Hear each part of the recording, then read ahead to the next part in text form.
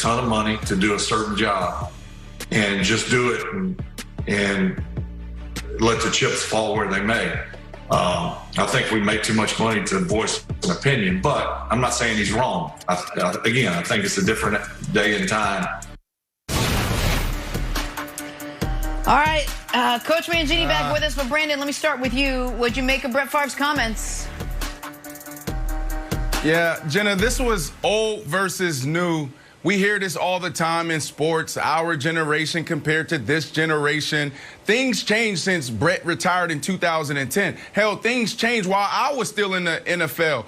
You know, I came in the NFL, there was no social media. We had players in the box, meaning we eliminated the distractions. We didn't give our opinions and our takes because we knew it could potentially be a distraction to the team and what we were trying to accomplish in the locker room. But you fast forward, then you have Twitter, you have Instagram, you have guys actually showing who they really are and leaning into their personality. Coach, you know this. When we used to come in that 8 a.m. Team meeting, it was everybody focused, sitting in your seats, notepads open, pen in your hand.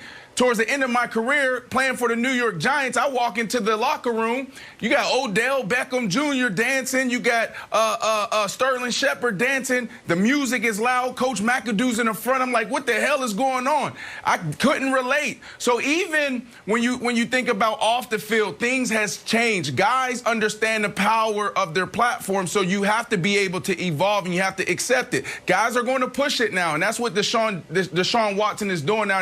He understands his platform, he understands his power, and he's saying, I want a better situation. Not everybody's going to agree with it. And Brett Favre, coach, your guy, for 3 years in Green Bay, he was holding the Green Bay Packers hostage. I'm going to retire. I'm not going to retire. I'm going to retire. They retire. And then they had plans to put his jersey in the rafters. I think it was a leverage play. Then he comes back, and then you go get him. So I don't know. It's your guy. You tell me if he's wrong or not, coach.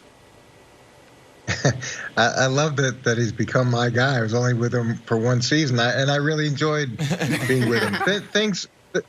Things have changed. It's not like back in the day where you tell a guy to run through the wall and he runs through the wall. And it's changed in pro football, it's changed in college football, it's changed in high school football. Right. And I think that's a good thing. Players are demanding to understand the why, and they have a right to understand the why you're asking them to do certain things.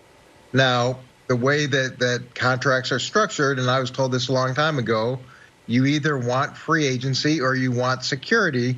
You can't have them both. And Deshaun Watson just recently signed a contract, which means he doesn't have the option for free agency.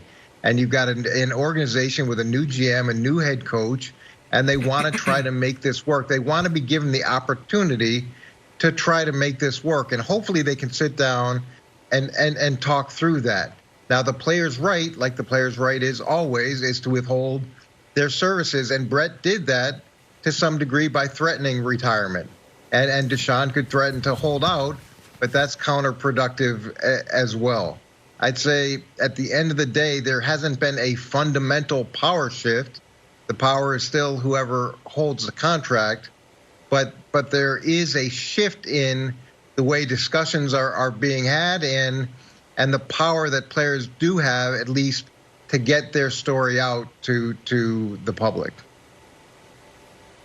All right, folks, I'm going to say what I think a lot of people were thinking listening to Brett Favre. Where have I heard this before? Oh, that's right. It's shut up and dribble. Paid too much money to have a voice. Go out there and play. Go out there and play and leave the business stuff to the adults. And of all people to say it, Brett Favre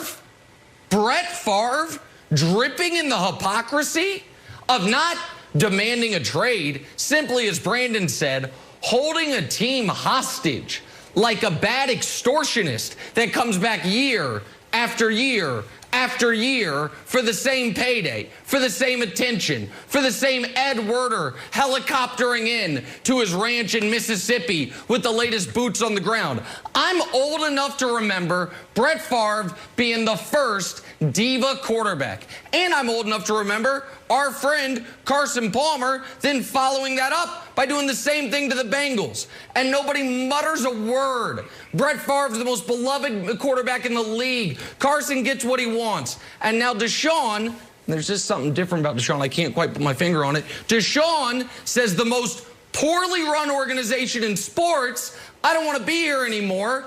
And Brett tells him to shut up and play. It's embarrassing.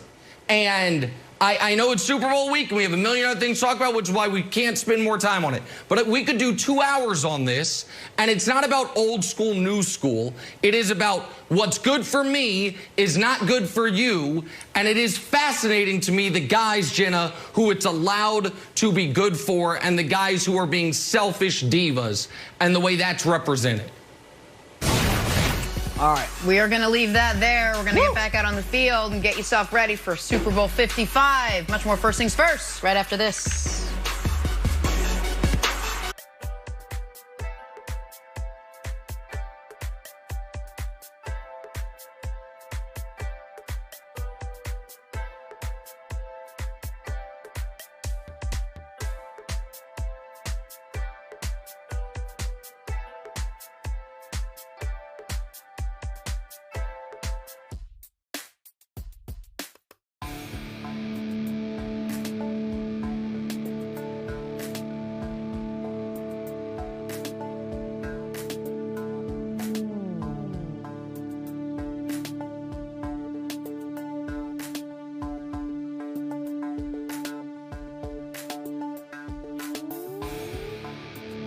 Since Brett retired in 2010. Hell, things changed while I was still in the NFL. You know, I came in the NFL, there was no